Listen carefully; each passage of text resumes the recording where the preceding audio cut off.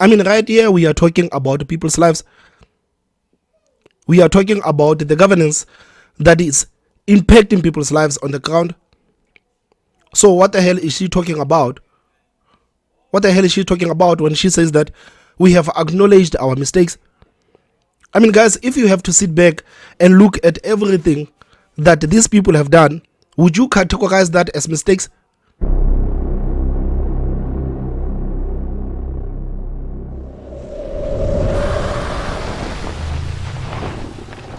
The 360 experience with Thomas M. So, guys, when you listen to everyone right now, it's almost as if the whole country has come to a conclusion that the ANC is not going to win with an outright majority. So if the ANC manages to pull something like 55 or 56, it's going to be a huge surprise to South Africans. And one of the things that I'm interested to knowing is how are South Africans actually going to react if ANC manages to come out with an outright majority.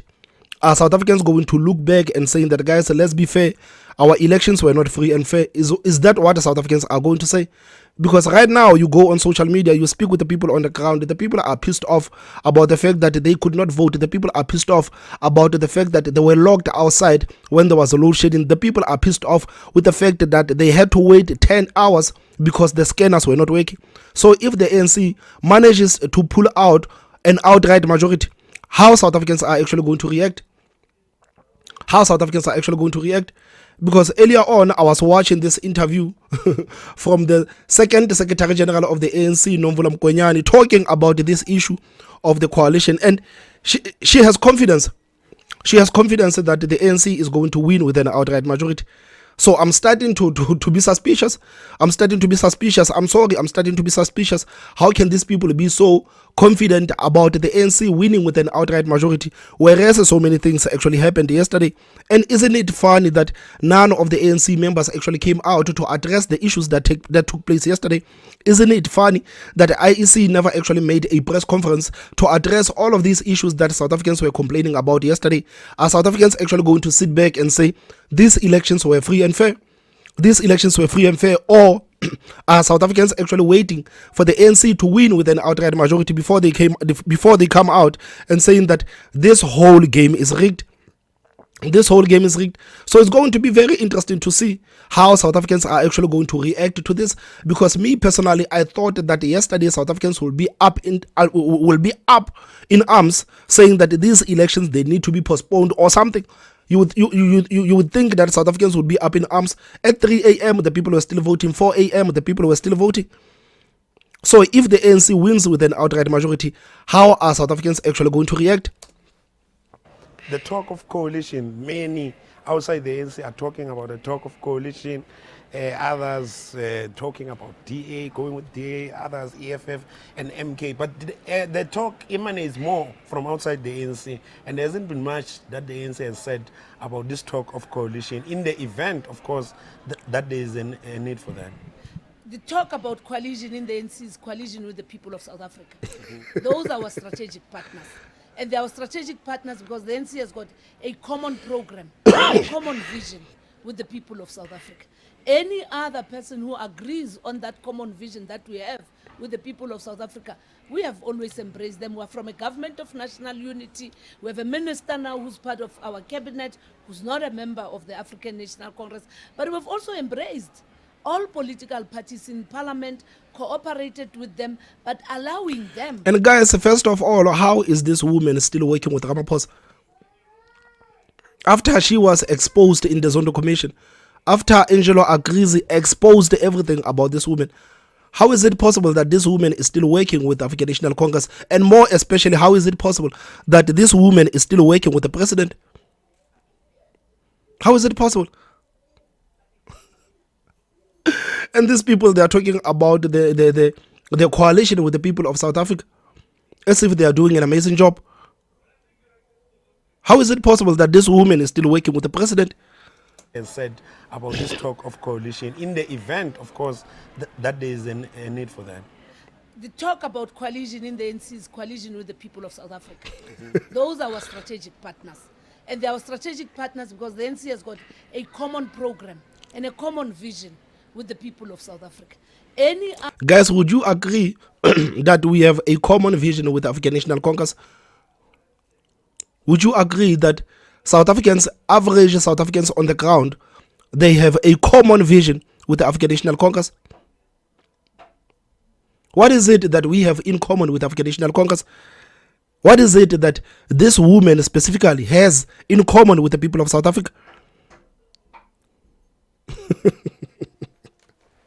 That's why I'm saying that, man, when these people speak, it's almost as if they live in a bubble where reality doesn't exist.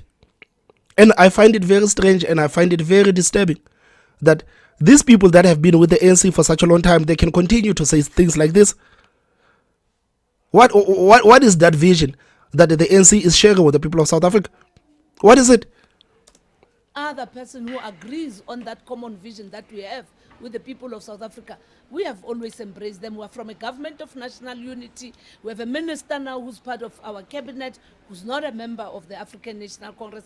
But we've also embraced all political parties in parliament, cooperated with them, but allowing them to also appreciate that we're there at the behest of the people of South Africa, and we have been given that majority mandate of moving South Africa forward. And in this instance, we're looking forward that we have learned the lessons over the last 30 years. South Africans have also learned lessons of staying away from the polls, and hence some people who thought there's voter apathy, South Africans have awoken to this hard-won right, the right to vote, and vote for the ANC in defense of the hard-won democracy.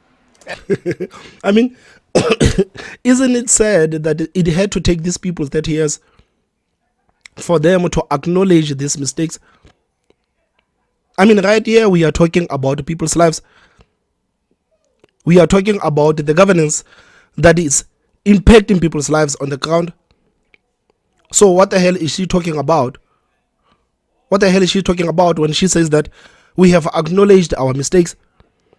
I mean, guys, if you have to sit back and look at everything that these people have done, would you categorize that as mistakes? Would you categorize what the ANC has done as mistakes?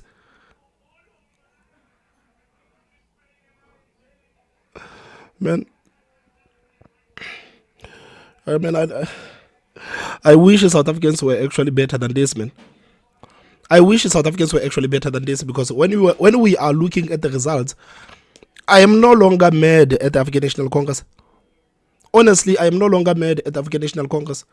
As the results are going, I don't want to lie, I am no longer mad at the African National Congress, but at this point, I am mad at the people of this country.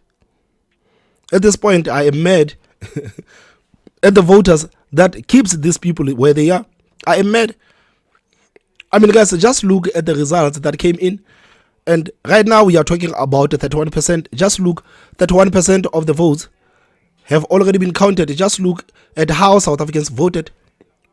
Just look at how South Africans voted. 1.6 million votes to the African National Congress. This is the same political party that South Africans are complaining about each and every day. This is the same political party that South Africans are saying that this political party doesn't love us as the people of this country. But how is it possible that when the same people go to the polls, they will still continue to vote with the ANC? Guys, this is one of the hardest things for me to understand.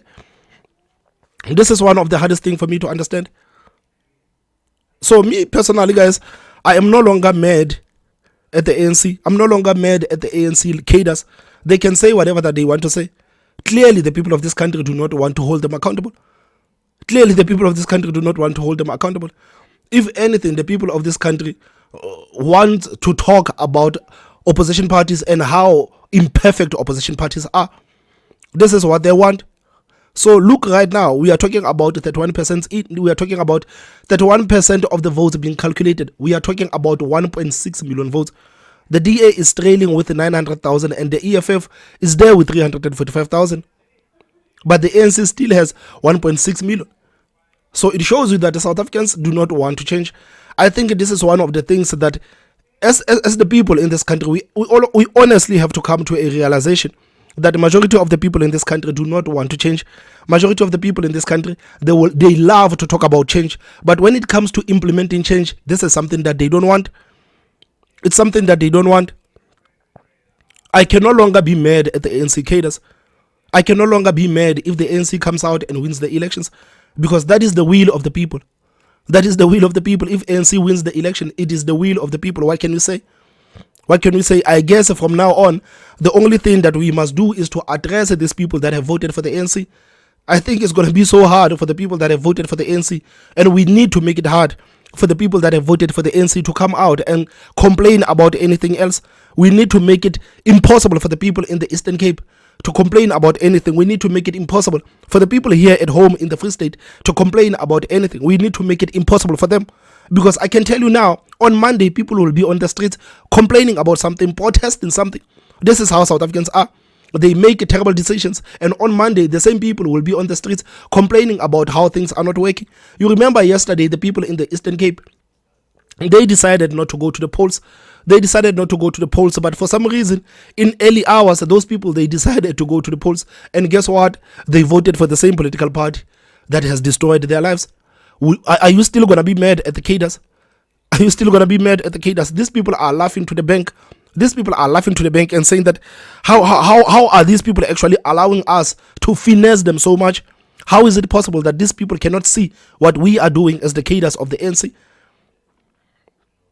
The people of South Africa will make you mad, man. This is one thing that I've learned about the people of South Africa. They will make you mad. They will make you mad. They will make you angry. But at the end of the day, what can we say? It's the will of the people. It is the will of the people. So I don't know how the Western Cape is actually going to deal with this crisis of the Eastern Cape. I don't know how Western Cape is going to deal with that problem.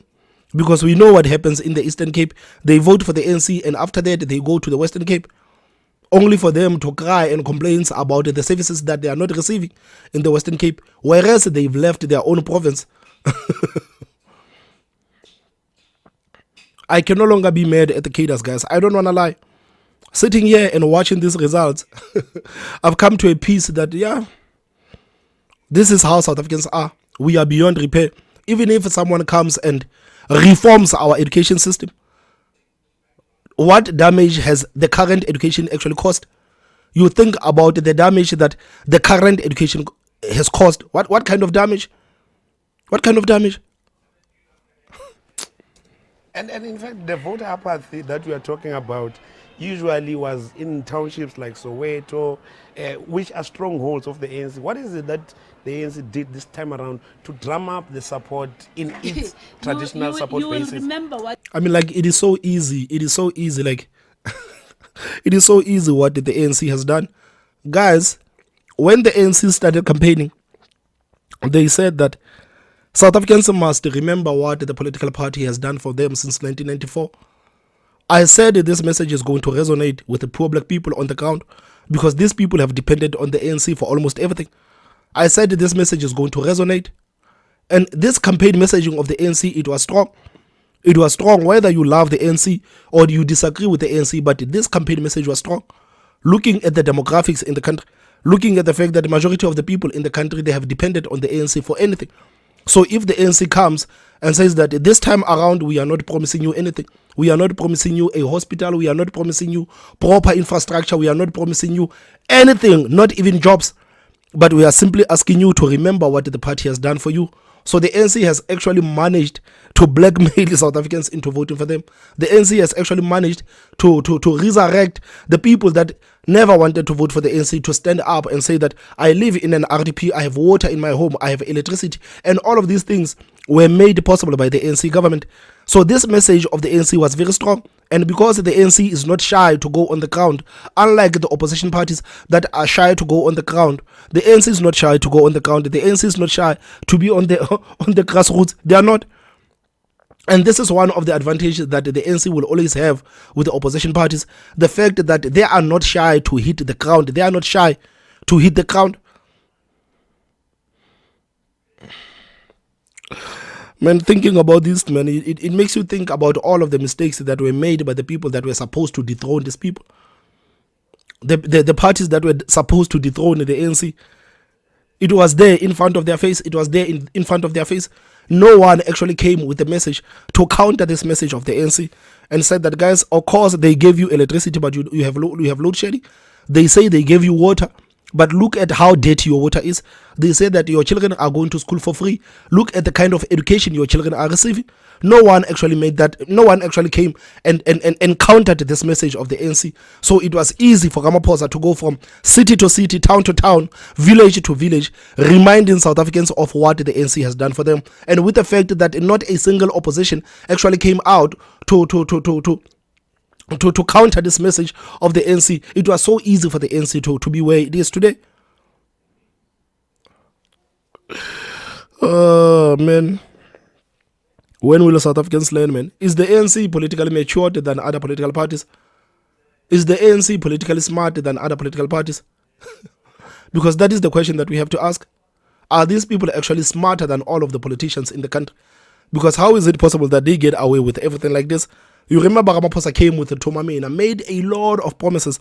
But right now, Ramaphosa was not even talking about those promises that he has made. No, he was not talking about those promises that he has made. He was simply reminding South Africans of what the ANC has done for them. So me personally, I don't blame the ANC for actually thinking that they can pull an outright majority. This is despite me having reservations about the discrepancies that actually took place yesterday. I do not blame the ANC for thinking that they can win with an outright majority. I do not. What was the reality? On the eve of going into the elections, we had blackouts, not load shedding, blackouts. Communities were in the dark, water got cut, and there was no answer. Nobody knew what was happening. It is in this administration that we realized that we can't just leave institutions to act in a manner that makes the ANC-led government to be the victim of their non-responsiveness. And hence, the ANC-led government here in Gauteng came in with what you call Amapanyaza to deal with the problems of safety and security. We had blackouts in Kagiso, for example. We had wards in Kagiso that did not have electricity over a period of 3 to 4 years. And at that time also they were in the dark. Transformers have now been installed and communities are now being the ones who protect those transformers. And of course, they've also gone into prepaid. The partnership to resolve the problems is yielding the good results. And hence you see the queues now in Soweto as compared to the queues previously in Soweto. Of course, we still have to go back. You can see these guys, like, but this woman is talking nonsense. But I just have to sit here and endure every single word that is coming out of this woman's mouth. But you can see him in his eyes. It's like, man, you're talking nonsense. Because post the 29th today, we must proceed with this on democracy and the interventions. And it is only through the ANC, because we have had others who are saying the workers are going to become their immediate target. We have had others who are also not looking at the social and economic conditions of our people, not actually looking at those issues. And with us, the issue of the district development model, the collaboration is quite important. Hence, we want a strong provincial government, we want a strong national government, but we also want an accountable local government that respects the roles and the relations between province and national. As you know, I assume you know, that we're sitting here today, water has been cut in Tshwane. And for what damn reason, only the devil knows. It is these kind of things that we believe are acts of sabotage and creating unnecessary frustration to the voters.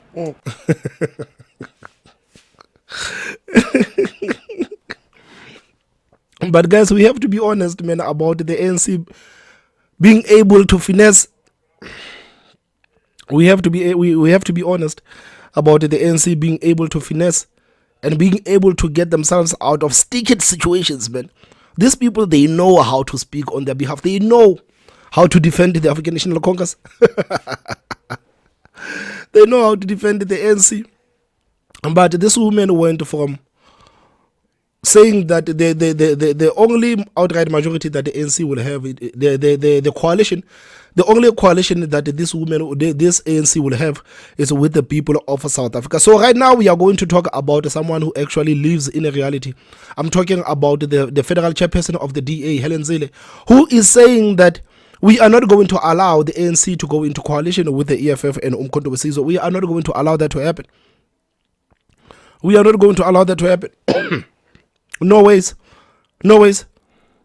Because right now we have to put South Africa first. Man, you know, sometimes I hate taking credit for some of these things. But sometimes when I sit back and listen to what these people are saying, it's almost as if they are listening to me. It's almost as if they are listening to me. Because this is what I said. I said if the DA is serious about rescuing South Africa, they need to put the country first. We know that you guys have your own concessions with the multi-party charter. Fine. You have your own concessions with the multi-party charter.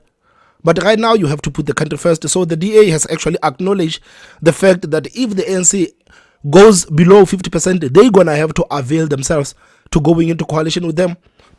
Because they understand that the coalition of the ANC, EFF and MK is literally going to destroy South Africa. It's literally going to destroy South Africa.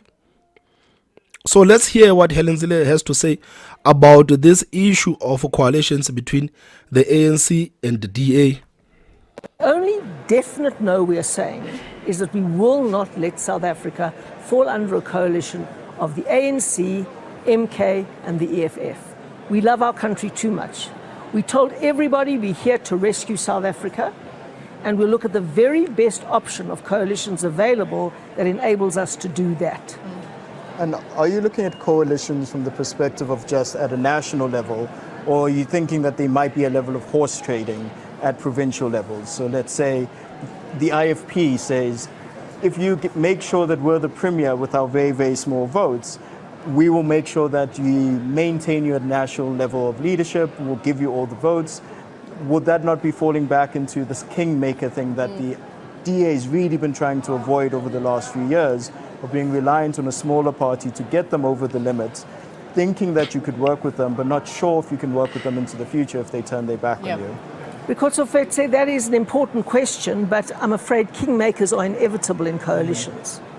So it's always seemed to me a very likely scenario that the ANC would want to go into coalition with the IFP if they can get over the line with the IFP. Now, if the ANC is only going to get 42, 43, even 44%, I don't think they're going to be able to take it over 50% together with the IFP. So then the question is, which other parties? And they'll probably look at many small parties, certainly before they looked at anybody else. So when parties all fall below 50%, there's never one option. There are always many. And I would think that the ANC would be looking at, for them, the first prize, ANC, IFP, and a few other small parties to take them over the line. So the DA, it sounds like, man, the DA has made a final call that, guys, let's avail ourselves. Let's avail ourselves. And I don't know how. I wonder how Reverend Mishu actually reacted hearing Helen Zille talking about this. You know, some of the people earlier on when I was doing the live stream, they said that, man, the DA going into coalition with the ANC, it will be the worst mistakes of their lives. It will be the worst mistakes of their lives. But it looks like the DA actually is interested in governing the country. They don't want to sit at the back seat anymore. They don't want to sit at the back seat anymore. And the thought of the EFF and MK going into coalition with the ANC, it is going to destroy the DA. It is going to destroy the DA. I said it before, guys, that if the ANC goes into coalition with the EFF and MK, the DA might as well close shop, because you have three political parties that are prioritizing racial and identity politics. There is no way that you are going to win against the majority of the people in this country. When you have three political parties that are fighting with racial politics and identity politics, there is no way the DA will ever govern this country again.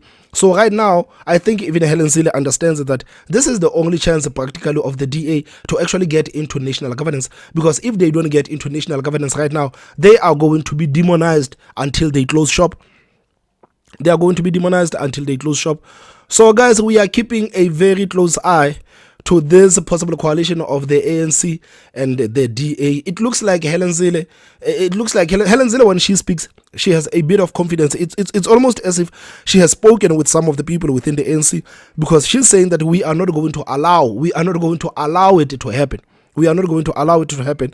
It seems like she has a bit of confidence. As for Nomvula Mkonyane, it sounds like she still lives in the bubble where the reality doesn't exist. So guys, let's keep watching, and let's keep watching the results of the elections as they come in. I hope that later today we will start to get to see how the country is going to move. Guys, so please tell me what you think on the comment section. Don't forget to hit that like button, and the most important part, subscribe. My name is Thomas Maba, so I'll see you next time. Bye bye.